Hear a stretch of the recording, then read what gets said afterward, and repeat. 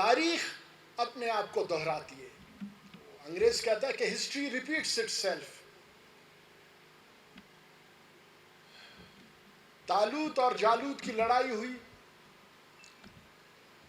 اس سے پہلے کئی دفعہ اس زمانے کی جو برحق بنی اسرائیل تھی، یعنی اس وقت کے جو اسلامیان تھے زمین پہ، جو مسلمانان تھے، جو اسلام کے ماننے والے تھے، سچے انبیاء کے سچے پیروکار تھے، کئی دفعہ جالوتی قوتوں نے ان کو شکست دی. دنیاوی حساب سے اپنی تعداد اور اپنی طاقت کا بھرم دنیا میں پھیلاتے رہے، اس زوم میں رہے کہ ہمیں اللہ کی پکڑ نہیں ہوگی، اور جو حق قلیل تھا اس پہ ہنستے رہے، اس پہ ہم برائی میں کیا کہتے ہیں کہ ملنڈ کرتے رہے، یعنی اردو میں تانے دیتے رہے.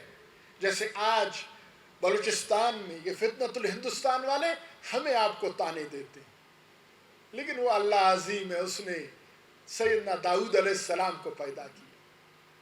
وہ ایک بچے تھے، وہ ایک چرواہے تھے، اور انہوں نے اس زمانے کی سپر پاور اور اس زمانے کی سب سے بڑی طاقت اور اس کے سربراہ طالوت کو ایک چھوٹے سے کنکر سے شکست دے دی. بے شک وہ جو کنکر مارنے والے داؤد علیہ السلام نہیں تھے، وہ اللہ تھے. جب اللہ پاک کو حالات بدلنے ہوتے ہیں تو کن فیکون کہ ہو جا وہ ہو جاتا ہے. آج کا اس خطے کا جو جالوت ہے، داؤد علیہ السلام نے جالوت کو قتل کیا. آج اس خطے کا جو جالوت ہے، اس خطے کا جو فرعون ہے، اس خطے کا جو نمرود ہے، اس خطے کا جو ابو جہل ہے، وہ ہندوستان ہے، اور اس کا سربراہ مودی ہے. تمام دنیا کے مسلمان میرے بھائیوں سوچ نہیں سکتے تھے، تمام دنیا کے مسلمان، کہ آج اس زمانے میں ویسٹرن ملٹری مائٹ، جو سپر پاوروں کی جو ایئر سپرمیسی کو کوئی مسلمان چیلنج کر پائے. ہم نے آپ نے عراق کا حال دیکھا، کس طریقے سے عراق کی مضبوط فوج کو جو مغربی جو فوجی طاقت نے کچل کے رکھ دی. ان کی فضائی طاقت کے مقابلے میں عراقی فوج کی کچھ نہ چل سکی. کس طریقے سے لاکھوں ملینز آف عراقیز جام شہادت نوش کر گئے. ان خواتین کے آہو بکا ہر مسلمان نے سنی، میں نے آپ نے سنی. ان بچوں کی، ان بوڑھوں کی بے بسی ان کفار کے سامنے ہم سب نے محسوس کی، اور ہاتھ پہ ہاتھ دھرے اور ہاتھ ملتے ہم رہ گئے. تہجد میں اٹھ کے اللہ کے نیک بندے یہاں روتے تھے، یا اللہ تیری مدد کب آئے گی. ہم نے لیبیا میں دیکھا کہ جو عراق بھی تیل کی دولت سے مالا مال، پاکستان سے بہت زیادہ امیر، اور اسی طریقے سے لیبیا بھی تیل کی دولت سے مالا مال، پاکستان سے بہت زیادہ امیر. لیکن مغربی طاقتوں نے جب وہاں ظلم کے پہاڑ توڑنے کی ٹھان لی تو کس طریقے سے لیبیا کی فوجی طاقت کو کچل دیا گیا، اور وہ کچھ نہ کر سکی. ان کے فضائی طاقت اور ان کی جو میزائل ٹیکنالوجیز ہیں اور ان کی جو کمیونیکیشن کا جو زبردست نظام ہے، اس کے سامنے لیبیا کے ہمارے بھائیوں کی کچھ نہ چل سکی. اور آج ہم لیبیا کو دیکھیں کہ آج تک عراق اور لیبیا جل رہے ہیں. ہم ابھی دیکھیں، ہم سب کے دل خون کے آنسو روتے ہیں کہ تمام عرب ممالک کو یکجا کیا جائے، پاکستان سے بہت بڑی طاقت بن جاتے. جی سی سی کنٹریز، مصر کو، اردن کو، سب کو ملایا جائے، ان کی افواج 10 گنا پاکستان سے زیادہ ہے، ان کی ایئر پاور 10 گنا پاکستان سے زیادہ ہے. لیکن آج غزہ اور اسرائیل جو ان عربوں کے دلوں میں گھونپا ہوا خنجر ہے، تمام مسلم دنیا کی دل میں گھونپا ہوا خنجر ہے، خصوصاً عربوں کے دلوں میں گھونپا ہوا خنجر ہے کہ ارد گرد اور وہاں تمام عرب آبادی ہے، اور وہ تمام کفار کا منہ تک رہے ہیں اور کچھ نہیں کر سک رہے ہیں اسرائیل کے سامنے. اور مغربی فوجی طاقت کے سامنے جو اسرائیل کے پاس ہے کچھ نہیں کر پا رہے. ہم بے انتہا لامحدود سجدہ شکر رحمان اور قہار کے سامنے کریں کہ اسرائیل سے بہت بڑی طاقت ہے یہ جو یہاں اس زمانے کا جو فرعون ہے، اس علاقے کا جو فرعون ہے ہندوستان. اس وقت میرے عزیز بھائیوں، عزیز ہم وطنوں، بلوچستان کے غیور میرے بھائیوں، اس وقت دنیا کی جو ٹاپ آف دا لسٹ 4 بڑی طاقتیں ہیں. امریکہ، یو ایس اے جس کو کہا جاتا ہے، رشین فیڈریشن، چائنا، اور چوتھے نمبر پہ ہندوستان کا نمبر آتا ہے. ہندوستان کی فوجی طاقت مجموعی اعتبار سے آپ دیکھیں یورپ کے تمام ممالک سے زیادہ ہے، اور یہاں تک اسرائیل سے بھی زیادہ ہے. تمام دنیا کی ٹیکنالوجی اس نے جمع کی ہوئی، تمام مغربی ٹیکنالوجی، امریکن ٹیکنالوجی، اسرائیلی ٹیکنالوجی، تمام اس کے پاس جمع ہے. اور اس کے ساتھ رشین ٹیکنالوجی بھی اس کے ساتھ ہے. ایٹمک پاور ہے، پاکستان سے کئی گنا زیادہ فوجی طاقت ہے اس کی، فضائیہ کی طاقت ہے اس کی، بحریہ کی طاقت ہے. لیکن پھر کیا شاعر کہتا ہے کہ فضائے بدر پیدا کر فرشتے تیری نصرت کو اتریں گے گردوں سے قطار اندر قطار اب بھی.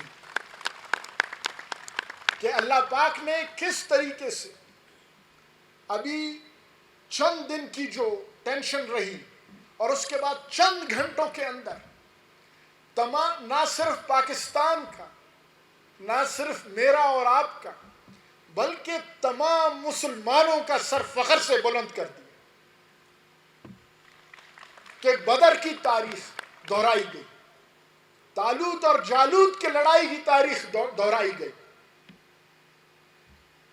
محمود غزنوی کے سومنات کے مندر کی تاریخ دہرائی گئی، نصیر خان نوری اور احمد شاہ ابدالی کے پانی پت کے تیسری لڑائی کی تاریخ دہرائی گئی.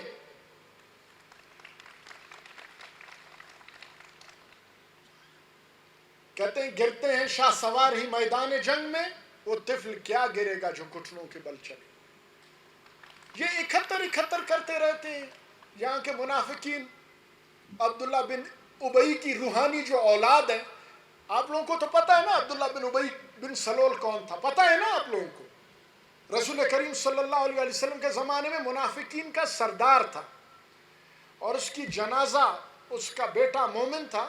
اس کی وجہ سے نبی علیہ السلام نے پڑھائی تو قرآن کریم میں آیت اتری، آپ 70 دفعہ اس کے لیے دعا کریں میں اس کو نہیں بخشوں گا. یہ اللہ پاک کا حکم. اور پھر منع کیا گیا اسی کے بعد، اس حکم کے اترنے کے بعد، کہ منافق مسلمان کے قبرستان میں بھی دفن نہیں ہو سکتا، اور اس کی نماز جنازہ بھی پڑھانا حرام. تو عبداللہ بن ابئی بن سلول جب غزوہ احد کی لڑائی ہوئی اور 70 صحابہ کرام اسد اللہ و اسد الرسول سیدنا حمزہ بن عبد المطلب سمیت شہید ہوئے، اور شہداء کے شہید کرنے کے بعد میتوں کی بے حرمتی کی گئی، تو اللہ کے رسول صلی اللہ علیہ وسلم کو تانا مارا اس عبداللہ بن ابئی کہ یہ ہوا نبی علیہ السلام کے ساتھ، نعوذ باللہ، ایسا ہوا، ان کے چاچا کے ساتھ ایسا ہوا، صحابہ کرام کے ساتھ ایسا ہوا، اسلام کے ماننے والے مسلمانوں کے ساتھ ایسا ہوا. وہی تاریخ پاکستان میں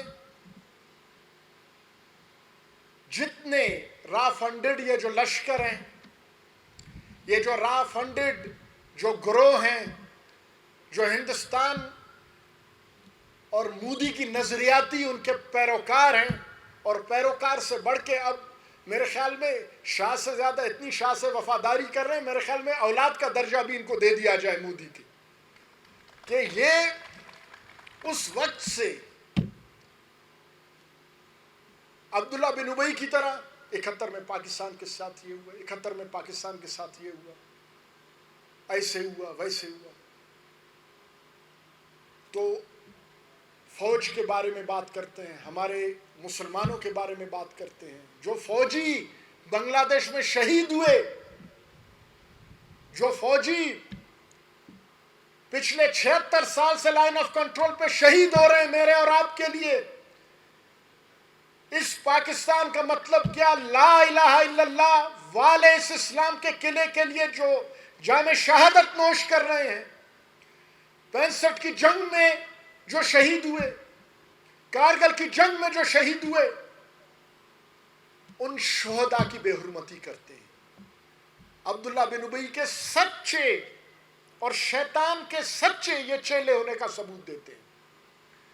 تو میں ان کو کہتا ہوں، ابھی کچھ دن پہلے ایک یہاں کا جو شخص ہے بلوچستان کا، جو اپنے دادا اور پردادا کا نقش قدم چھوڑنے کا ابھی تک وہ یعنی اس کو خدا توفیق دے دے، لیکن وہ خود توفیق نہیں لے رہا، یعنی وہ اپنے دادا اور پردادا کی طرح، اس کے پردادا نے انگریز کی بگی کھینچی ریلوے اسٹیشن سبی سے گرینڈ جرگاہل سبی تک، اس کے دوسرے دادا نے کہا کہ میں بلوچ خواتین کو انگریز کے حوالے کروں گا، اسی پہ غیرت مند منگل قبائل نے اس کو قتل کر دیا اور ٹکڑے ٹکڑے کر دیا۔